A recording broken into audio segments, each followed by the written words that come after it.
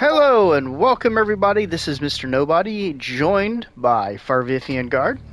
We'd like to thank everyone who's recently subscribed. If you subscribe due to these videos or others, that's fantastic. Don't worry, we'll have more coming.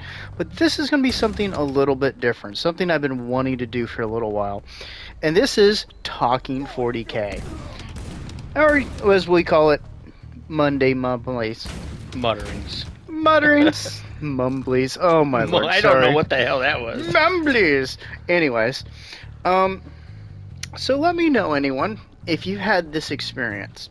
You've gone to your local hobby shop, and you've gone to the Warhammer section, and there's been a product that's been out for 6 months, but your shop doesn't seem to be able to get it very well, and it's just not there.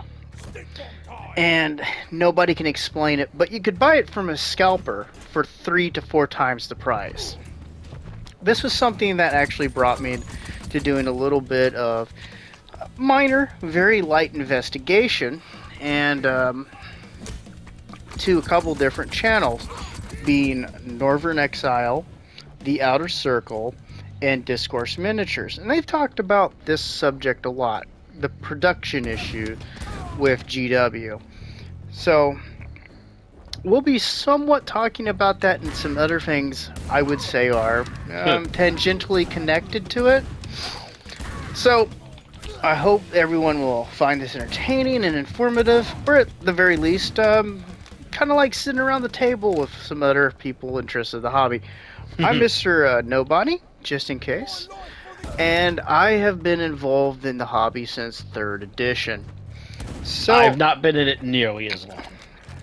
I've been around for a while, for the ups, the lows, the metal being glued to plastic, the whole shebang. So one of the things that struck me as I was trying to figure out what's been going on, and something that had been noted by some people, and I had actually seen a couple posts to this, that there are people who are Dark Angels fan. I don't know if you know this, Farvifian Guard, who have no intention on picking up Lionel Johnson for the next 6 months. They're waiting 6 months to get the new Primarch? Because they're waiting for the single box of him to come out, because right now... Oh, he's only available in that box set. That's right, I forgot. Or as I would call it, how do we offload Blade Guard? Ooh. I mean, valid, but yeah. This is like putting out a boarding party for the Tyranids with a bunch of Termagants right before you announced 10th edition was going to have a box which had half, Tyranids in it with new Termagants. I'm just saying. No, it's valid. Well, I thought this was a very strange thing to read, and with some of my own anecdotal experiences, You might want to mute your Discord, by the way. Oh, crap. Sorry about that. I thought that was a bit of an oddity, so please forgive the rambling nature of this. No, it'll be fine, because it's something you want to discuss, and this is a discussion thing. And we haven't done one in a while, to be fair. So it really bothers me. So I started looking around, and I did a very, very, and I do mean very casual bit of investigation into some of these things. For example, good old Lionel Johnson. What? I could never get his name correct. But Lionel Johnson is his name. Lionel. It's Lionel. Yeah, I know, but I'm calling him Lionel. Like, in a casual view, at this point in time, to get that box, it's $239 to $299 on eBay. Yeah. So we're looking at this situation, and I thought to myself, this is really odd. Why would a company produce in such low numbers of something that they know is going to be such a high demand product? I believe we call it FOMO, don't we? It's fear of missing out, yes. And I believe Northern Exile made the point of GW wants the money now, not all the money later. So they want to make sure that what they produce sells out instantly. It's very short-sighted. And I'd say that's part of it. I think another element of it is this. If you go on different channels, like, so you're someone that wants X model, Yeah. you know it's going to be hard to get because the scalpers are going to get it there. And As they're usual. and they're going to upcharge you. Well, I thought, this is interesting. What if GW, conspiracy theory time, is deliberately producing it, knowing that they're going to sell them to predominantly the scalpers, and that way, in comparison to what the scalpers charge, GW's prices seem sane. That is a bit conspiratorial, but it doesn't seem outside the realm of possibility. Because they have no incentive to not do this. Fair. They, like, for example, like, they're still selling Land Raiders for outrageous amounts of money. And the mold they're using is 30 years old, effectively. Oof. It's been paid off forever, but you never see GW lower price. No. They only ever increase the price, and this has been a problem for the hobby for a long time. It's fine for the people who are fairly well off, but it's also not very good in the long term because you don't get a lot of kids in the hobby over time. No. So it's a number of issues I fought, and I'd like to see what people have to say, if they think that has anything to do with it or not. It's just my thought that it feels like Games Workshop is fully aware, and they know that this is one great way to sell the product that they make. I'm sorry, excuse me. to sell the numbers that they make, get it out of the system so they don't have to worry about it for X amount of time till they decide to put it in general production, and that when people look at their prices in comparison to scalpers, they seem like they have a fair price. So it keeps their prices up and strong, and they can go, well, look at how valuable our stuff is. We're undercharging. Ugh. But I also think this comes down to another thing, because it led me down a bit of a rabbit hole. Not a GW is evil or companies shouldn't make profits type of thing. Although GW is pretty shitty. They are awful towards their fans. But it came down to an interesting thing. So, are you familiar with one-page rules? Only vaguely, but you might as well give us a slight refresher anyway in case anybody Okay. else isn't at all. In case you don't know what one-page rules is, it is a website that creates its own rule system, and in general, they have all the rules, air quote, for various armies on one page. And it's increased in popularity over time. And one of the things that has been, at least caught my eye with it, was, I can't remember this company, but effectively they made like a King Kong themed like fantasy ape army that's kind of, it's actually really neatly designed how they did it. Sounds like some Gorilla Grodd bullshit. Effectively, it's an army of gorilla Garads with King Kong. And the interesting thing was, the rule set that they created is being hosted and will be present on one-page rules. Oh.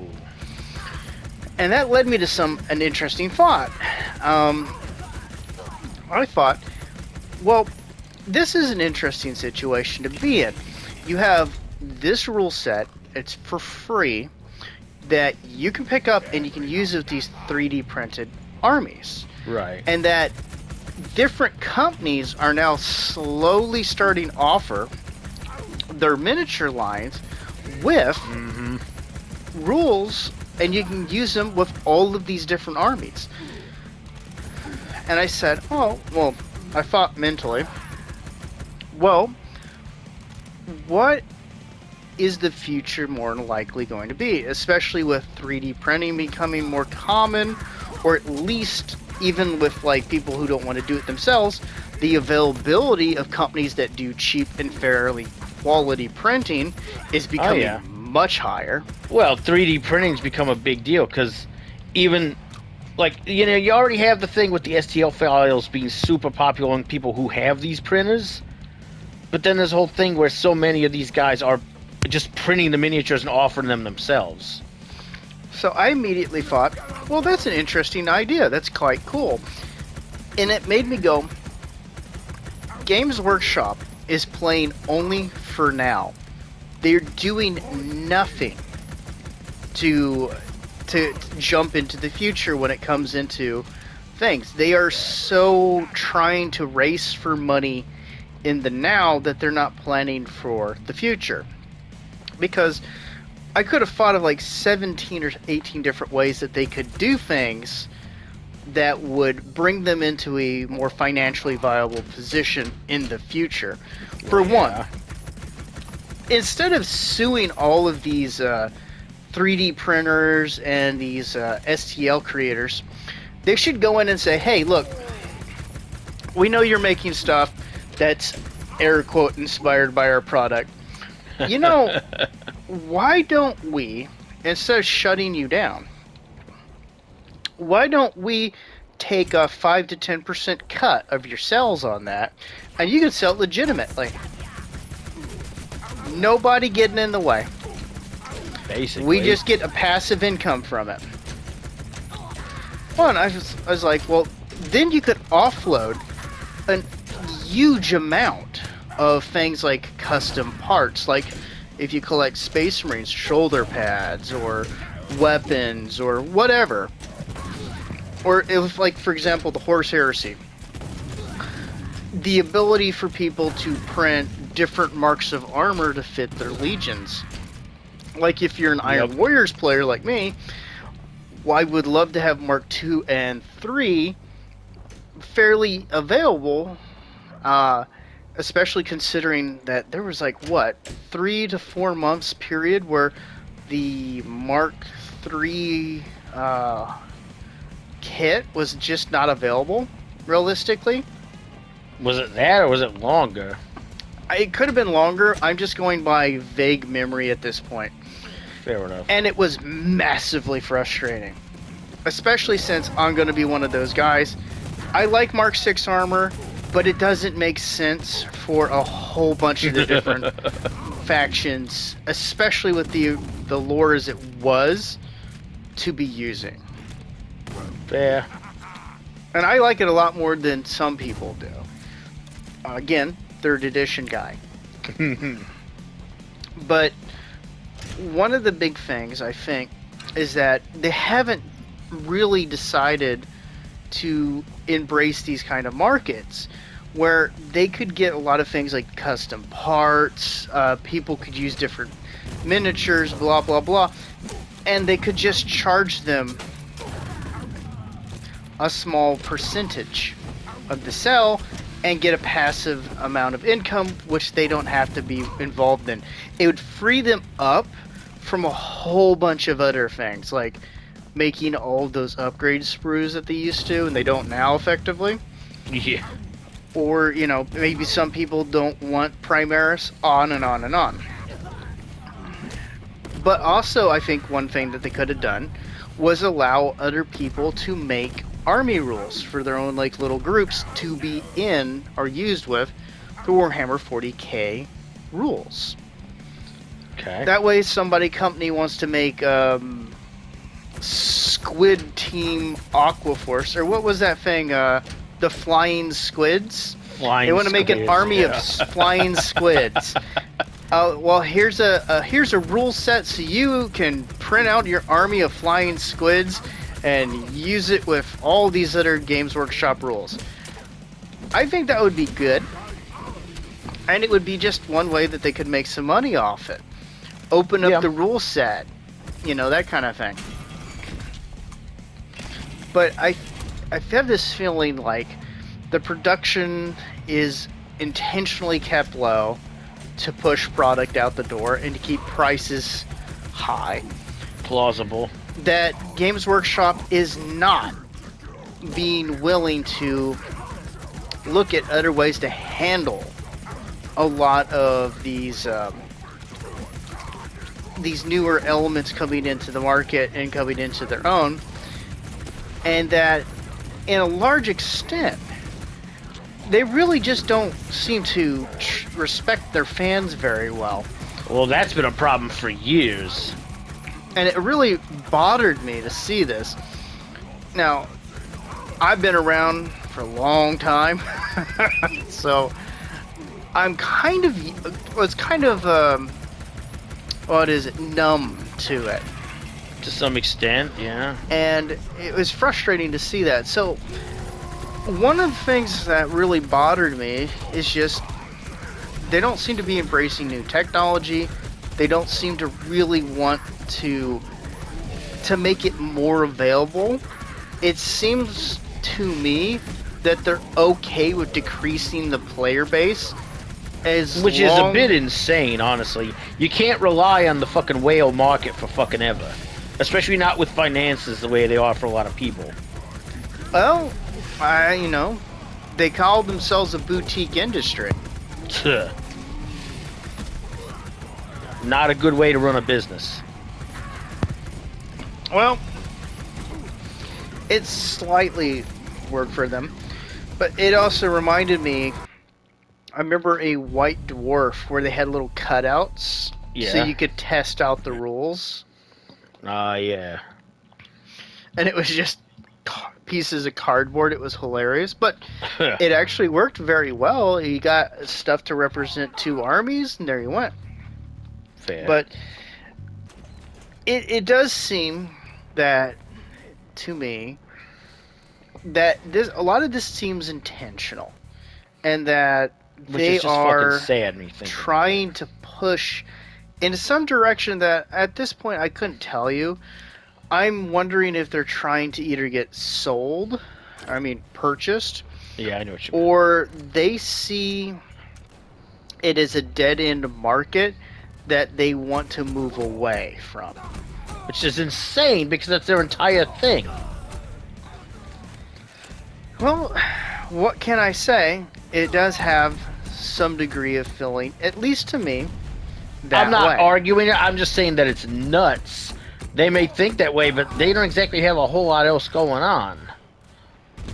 Well, it is a very frustrating situation to be in.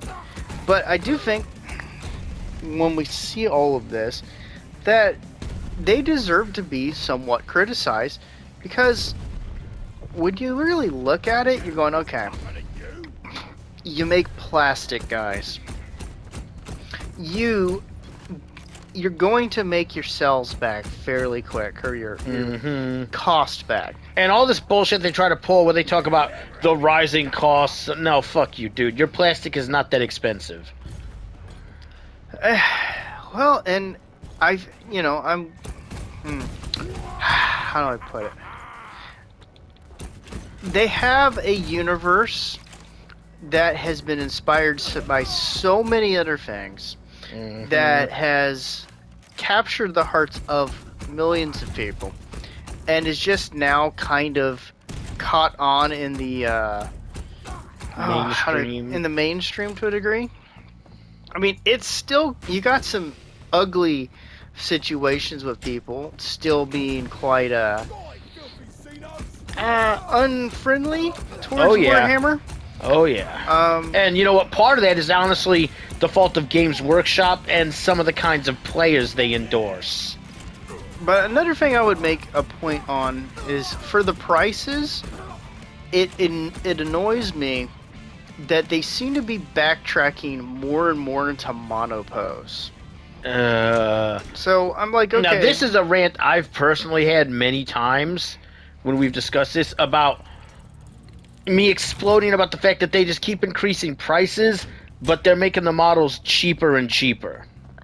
Monopose, single chassis tanks with just a handful of different options over and over and over again, constantly reusing shit. Well, Oh, man. To a large extent, it is very troubling to see where they're going. But, like, one reason I've even thought about talking about this is I wanted to see if it was just our experience. Or if it's just something, that maybe I'm overanalyzing. Well, and there's a problem. It's the Outer Circle, I believe, was having a rant the other day about constantly getting attacked for criticizing Games Workshop about things that they absolutely should be criticized about, but you have the guys out there trying to be white knights and stands for the multi-billion-dollar company who is actively trying to rip people off. Well, often people who criticize, at least as far as at least as far as I am involved in this, is it's usually from people who want companies to do better and they want to see better treatment of the customer. And exactly. I think that's the thing that really bugs me, is that I would love to see the customer treated better in this situation than as if they are just a wallet with legs. Yeah. That is one of those things that really just bothers me, because I've actually been around for a long time, and I've dealt with a lot of people who got into the hobby, and it was always an interesting thing, because when you are around it for a long time, you get kind of used to it. But it was interesting to meet people, especially who are new to the hobby or Warhammer at all, and they'd be kind of balking at the prices by like going, holy cow, is it really this expensive? And it does make you go, if they're going to go monopose, if they're going to do all of these different things, then why not make it cheaper and get more of it out there? And the sad part is, it's nothing, and we've agreed and talked about this before, it is nothing but raw greed. Yes, they want to do it cheaper, but they want to double the price for cheaper work and less fucking effort and less materials, so they can just double their profit without any consideration for anything else, including their own longevity. Oh, pardon me. Kind of like the hands thing with the presenters. They're now so afraid of the different presenters potentially developing a rapport with the customers, and then potentially taking them away to go do their own thing, that now they don't even want you to see them. Yeah, now they're only allowed to show their hands in the miniatures, which is asinine. You need a face to put to a voice for this kind of advertising. And that's before anyone starts ridiculous. going, well, the costs are too high, this is as cheap as they can make it, let me just point you to one point of research you can do for yourself. Look at Shaquille O'Neal. He is involved in a number of different businesses, and his business practice was to make a product and to take as little profit from it as possible. And the man got a massive degree of market share that way with a lot of his companies, and did fairly well, because you sell to more people, you make more money. The problem here is not GW shouldn't make money, it's that GW prioritizes how they make that money. So instead of going, hey guys, why don't we sell to even more people for a better price so that they can buy more? Let's sell less to fewer people, but for a higher margin. I've never been around a hobby or a company where I have heard more people make the argument that it's okay that this company grossly overcharges because because that's the only way they can make a profit. And I'm like, okay, then explain army men to me. Lots of companies make them. They obviously make a profit off them, And they're still making them. and they're way cheaper. But that's just one of those situations, and I don't want to rustle anyone's jimmies. I just wanted to do this to see if we could get some feedback and see if other people had noticed that, or if they think that any of what I'm saying has any what would you say, veracity to it? Merit. Okay, merit. So let us know, everybody, and I think that's pretty much it for right now. You don't got nothing else to say? I think we'll do some more, but we'll talk about 10th edition separately. Okay. I think that's only fair. I don't want to overload people. I just wanted to do something a bit basic and see what feedback we could get. Because I'm just trying to make sure I'm not in a echo chamber screaming to myself, you know? Probably not. Well, I say, have a lovely day. Thanks to everyone who's subscribed. And if you're not subscribed, hey, if you'll consider it, even if you don't, fantastic. I hope you at the very least enjoyed the product. This is Mr. Nobody. The product. Oh my lord, I'm so sorry. That you enjoyed the video. This is Mr. Nobody and Farvifian Guard signing out. Later, everybody.